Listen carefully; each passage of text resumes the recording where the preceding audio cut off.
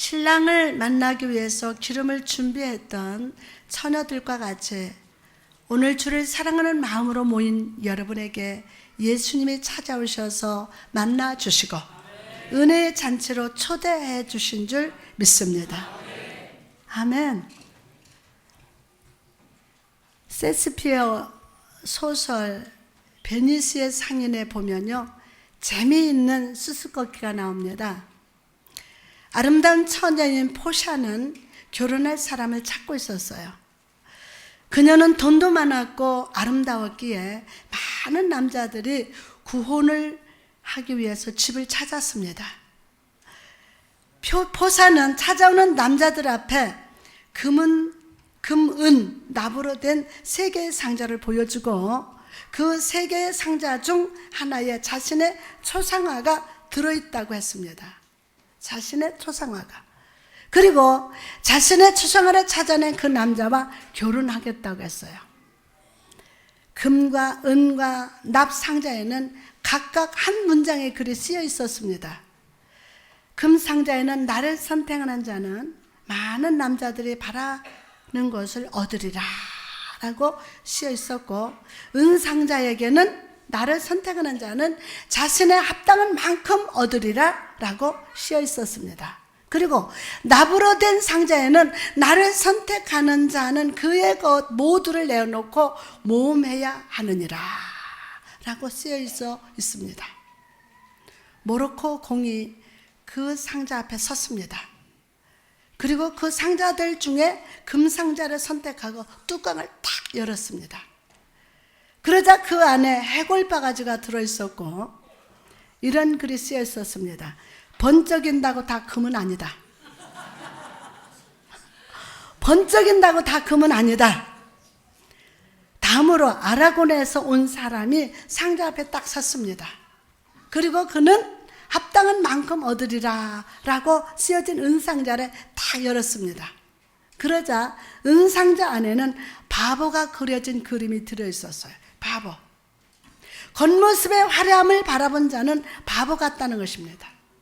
겉모습의 화려함을 바라보는 자는 바보 같다. 다음으로 바사니오라는 사람이 그 상자 앞에 섰습니다. 그는 금상자와 음상자, 납상자를 보면서 금과 은은 화려하지만 사람은 겉모습과 속이 다르다는 것을 생각했어요. 그리고 그는 모험을 하게 될 것이다 라고 쓰여진 납상자를 딱 열었습니다. 그러자 그 안에 아름다운 포사의 초상화가 들어있었고 이런 글이 써 있었어요.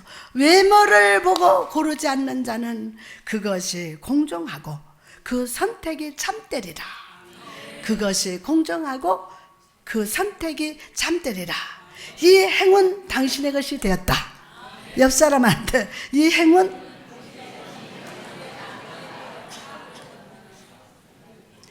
사랑하는 성도 여러분, 우리 인생을 살다 보면요, 많은 선택의 상황이 찾아옵니다.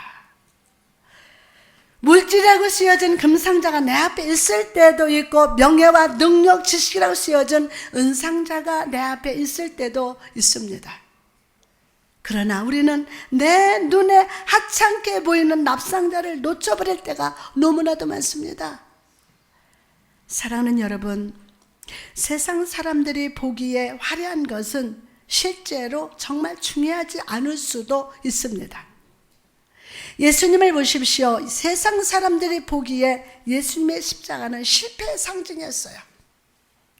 그러나 십자가를 마음으로 받아들이고 예수님의 구원을 믿은 마음으로 믿는 자에게는 구원의 축복이 임했습니다.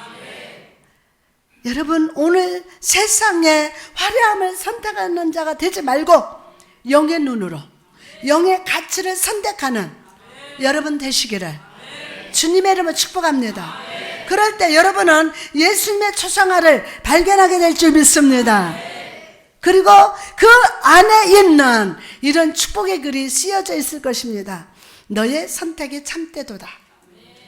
다시 한번, 너의 선택이 참되도다.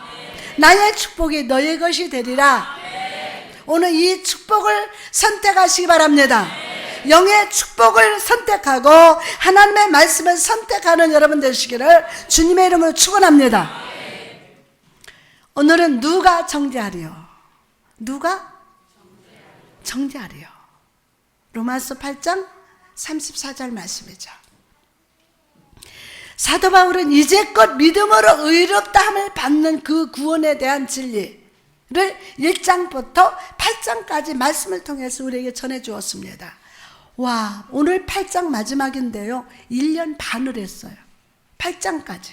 이제 9장부터 하는데 1장부터 8장까지 말씀을 통해서 우리에게 아주 구원에 대한 진리를 전해 주었습니다. 그리고 이제 이 구원의 진리에 대한 대단원의 막을 내리고 있습니다. 바울은 먼저 누가 정죄하리요? 라고 단호하게 외치고 있습니다. 그렇다면 사도 바울은 죄가 없기 때문에 이런 말을 하고 있는 것입니까? 죄에 대한 경각심이 희미해진 것입니까?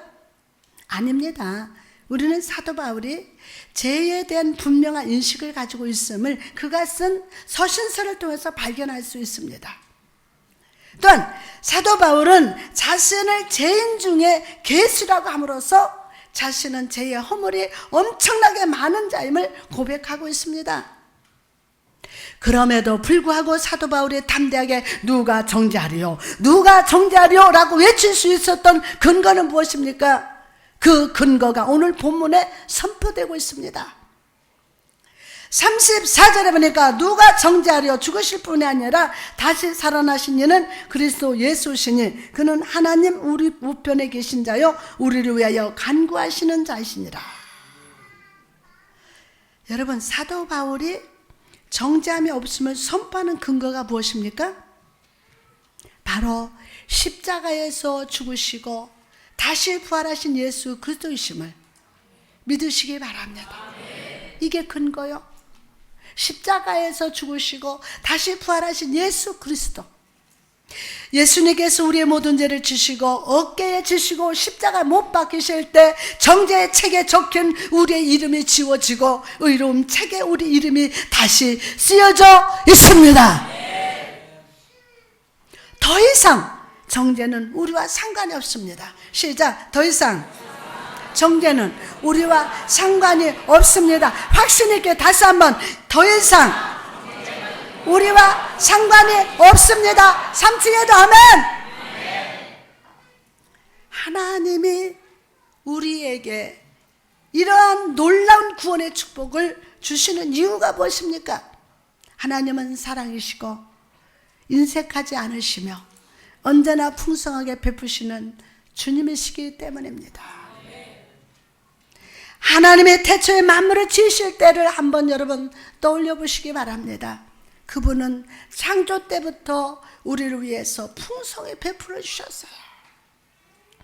창세기 2장 9절에 보니까 여호와 하나님이 그 땅에서 보기에 아름답고 먹기에 좋은 나무가 나게 하시니, 또한 주님은 우리가 구하는 것이 무엇이든지 후하게 주시는 아버지가 되십니다.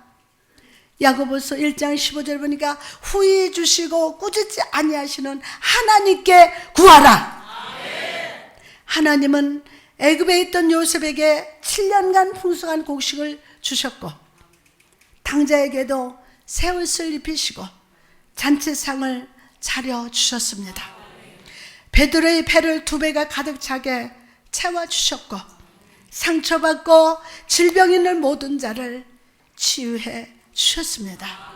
오늘 예배하는 여러분에게 오늘 열린 손이 임한다. 이 열린 손은 기적이 일어납니다. 치유의 역사 일어납니다. 축복의 역사가 일어납니다. 할렐루야. 그리고 하나님은 우리를 위해서 의를 가지고 구원의 축복을 허락해 주셨음을 믿으시기 바랍니다. 마태복음 20장에 보니까 포도원 일꾼에 대한 비유가 나옵니다. 이 비유를 보면요, 포도원 주인은 오후 5시에 고용된 사람들에게도 똑같이 품삯을 주었습니다. 때문에 아침 일찍부터 일한 사람들은요, 주인을 찾아가서 불공평하다고 원망했습니다. 그때 주인이 한 말이 무엇이었습니까? 내 것을 가지고 내 뜻대로 할 것이니 아니냐? 내 것을 가지고 내 뜻대로 할 것이 아니냐, 내가 선함으로 내가 악하게 보이느냐? 마태복음 20장 15절 말씀이에요. 여러분, 하나님이 우리에게 구원을 주시고 은혜를 주시고 용서를 주시는 것은 우리의 뜻이 아니라 하나님의 의지로 주어졌음을, 하나님의 의지로 주어졌음을 믿으시기 바랍니다. 우리 인생의 해가 저물고 있어도 주님은 그때도 우리를 구원하시고 그때 우리에게 은혜를 주시고 용서해 주실 수는 아버지가 되십니다. 내가 그들에게 복을 주기 위하여 그들을 떠나지 아니하리라 하는 영원한 언약을 그들에게 세우고 나를 경외함을 그들의 마음에 두어 나를 떠나지 않게 하고 내가 기쁨으로 그들에게 복을 주되. 예레미야 32장 40절에서 41절 말씀입니다. 이렇게 하나님은 우리에게 후히 베풀어 주시고 은혜를 주시고 구원의 축복을 주셨음에도 불구하고 많은 그리스도인들이 정죄감에 빠져 살아가고 있습니다.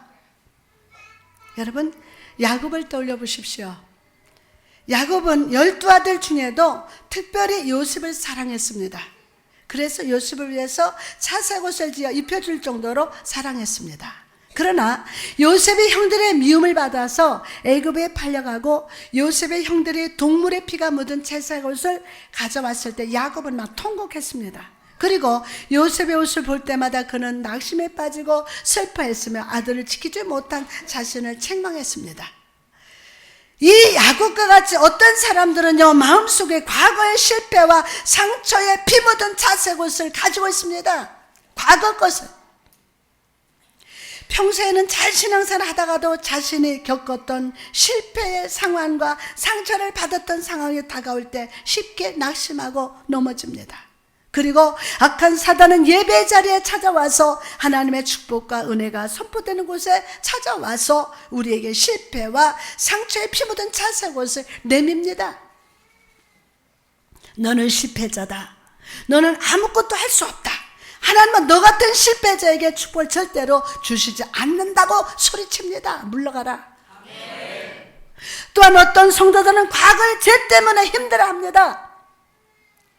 베드로를 보십시오. 그는 예수님 앞에서 주는 그리스도시요 살아계신 하나님의 아들이신다 라고 고백할 정도로 예수님을 사랑했습니다. 그리고 예수님께서 너의 반석 위에 내 교회를 세우리라 라고 축복하실 정도로 사랑받았던 제자였습니다. 그러나 예수님이 끌려가실 때 그가 했던 행동이 무엇이었습니까? 그는 자신의 믿음, 예수님과 끝까지 함께 하지 못하고 예수님의 예언처럼 주님을 부인하고 말았습니다.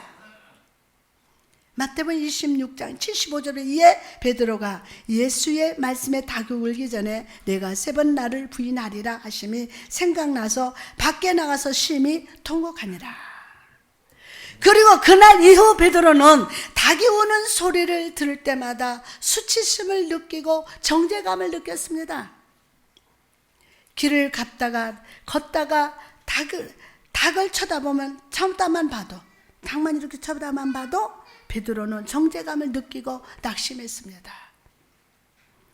사랑하는 여러분, 베드로와 같이 많은 성도들이 과거의 죄 때문에 정죄받고 살아갑니다. 하나님께 불순종하고 거짓말하고 하나님의 것을 내 것처럼 사용하고 기도의 자리를 떠나고 육적인 것을 추구했던 자신 때문에 힘들어합니다. 악한 사단은 우리에게 다가와서 너는 죄인이야, 너는 하나님 앞에 차마 말할 수 없는 죄를 지었어 라고 정죄할 때마다 우리는 그 말을 인정하고 받아들입니다. 사랑하는 여러분, 이 시간 다시 한번 말씀을 드립니다. 예수 그리스도가 십자가에서 피 흘리심으로 우리는 모든 정죄에서, 실패에서, 상처에서 자유함을 얻었음을 믿으시기 바랍니다. 할렐루야. 그럼 우리가 어떻게 하면 내 마음에 들려오는 사단의 정죄를 이길 수 있을까요? 바로 성령 충만함을 입는 것임을 믿으시기 바랍니다. 오늘 예배를 드리는 여러분 위에 성령 충만이 임할 줄 믿습니다. 베드로를 보십시오. 그가 마가의 타락방에서 간절히 기도할 때 급하고 강한 바람 소리를 들었습니다. 그리고 불의 혀 같은 성령이 그에게 임했을 때 그는 더 이상 정죄받는 자가 아니라 예수의 이름을 담대히 전하는 능력의 사도가 되었습니다. 할렐루야. 사도행전 2장 2절에서 4절에 보니까 홀련히 하늘로부터 급하고 강한 바람 소리가 있어 그들이 앉은 온 집에 가득하며 마치 불의 혀처럼 갈라지는 것들이 그들에게 보여서 각 사람 위에 하나씩 임하더니 오늘 하나씩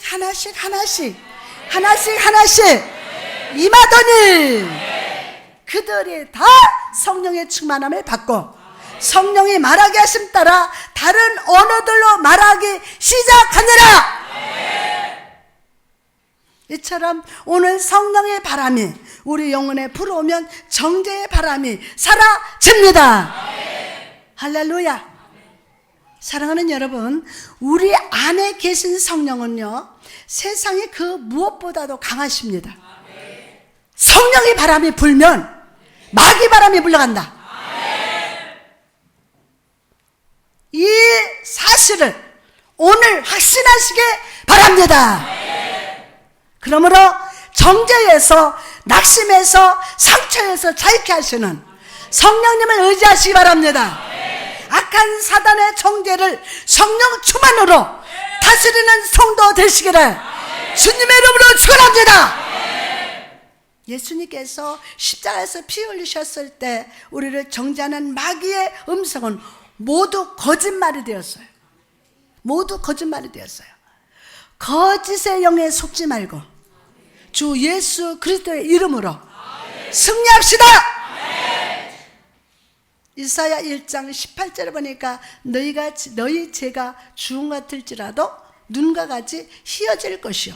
사도행전 16장 31절에 보니까 이르되 주 예수를 믿어라 그리하면 너와 내 집이 구원을 받으리라.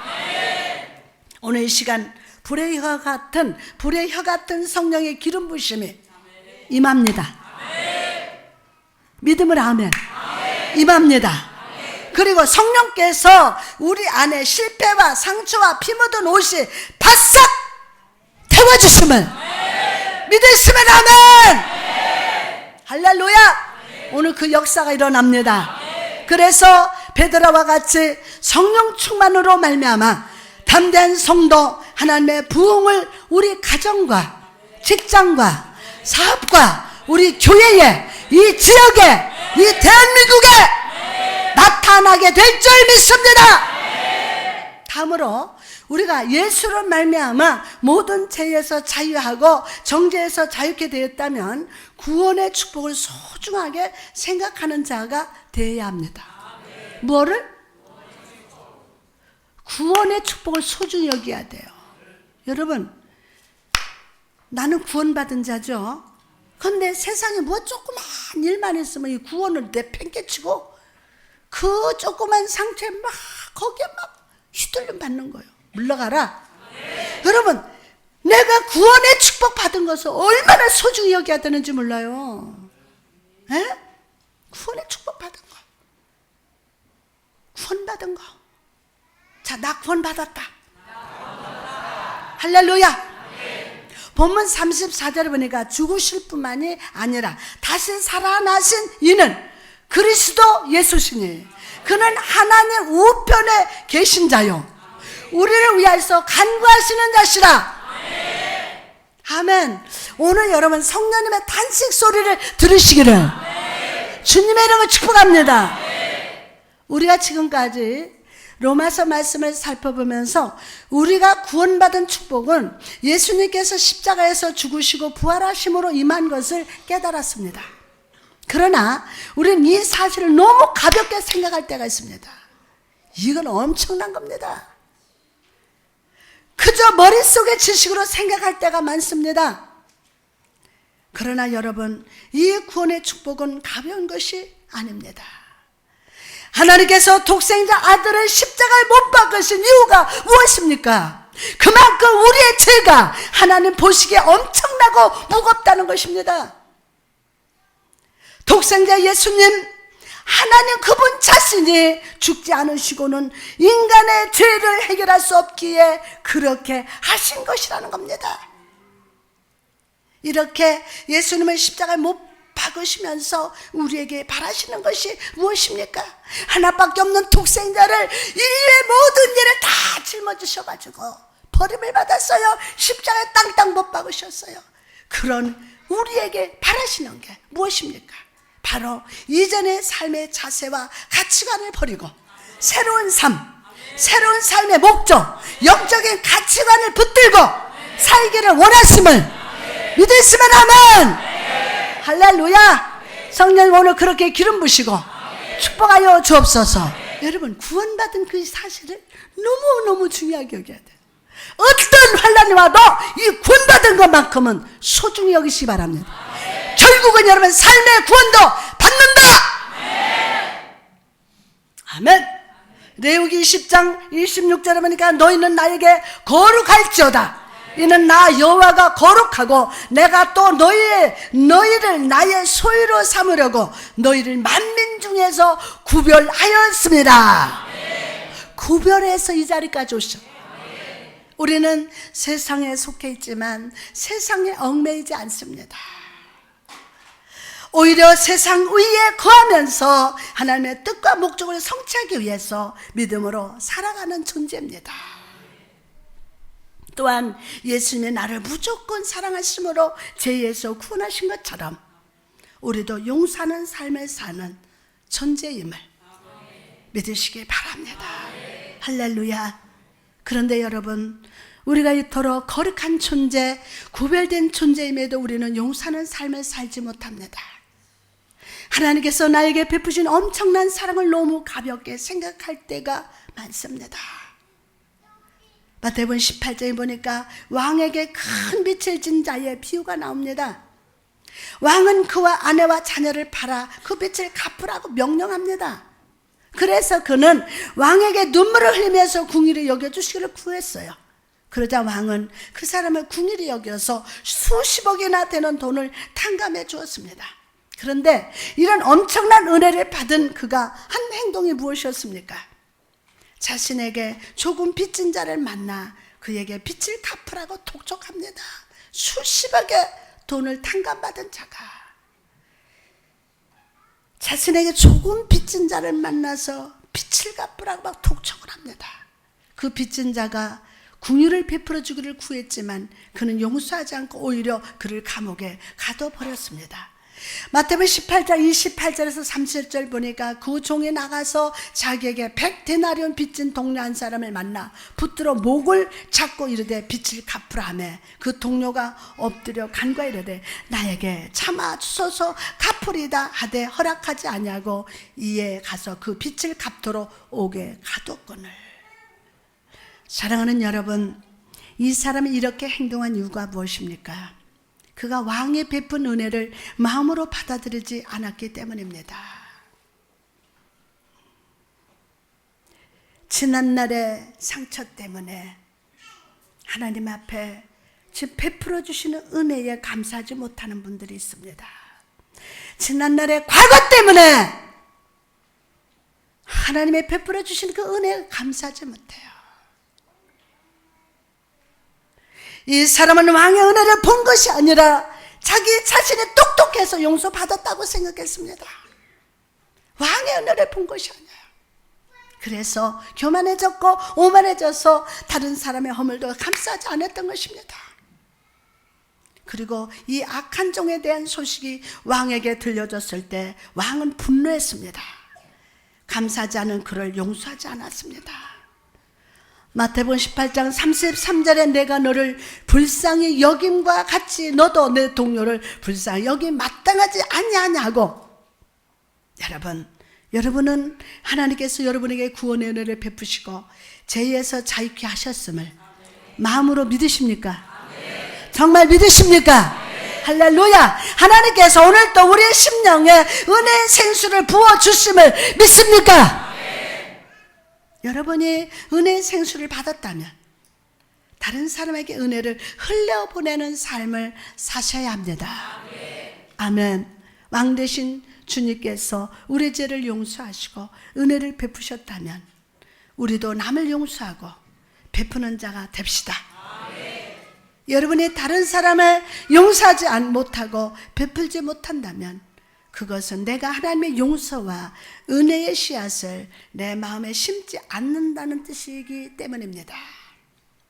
그러므로 여러분, 오늘 이 시간 주님이 주신 구원의 은혜, 제사함의 은혜에 감사하며 용서의 삶을 살아갑시다. 오늘 그렇게 기름 부으시고 축복하십니다. 내 자신의 유익과 만족을 구하는 삶이 아니라 예수님의 사랑을 가지고 서로를 섬기며 함께 격려하며 함께 기도하며 삶 속에서 주의 뜻을 이루는 삶을 살아가시기를 주님의 이름으로 축복합니다. 할렐루야. 이제 말씀을 마치고자 합니다. 우리는 처음에 금과 은과 납상자의 이야기를 들었습니다.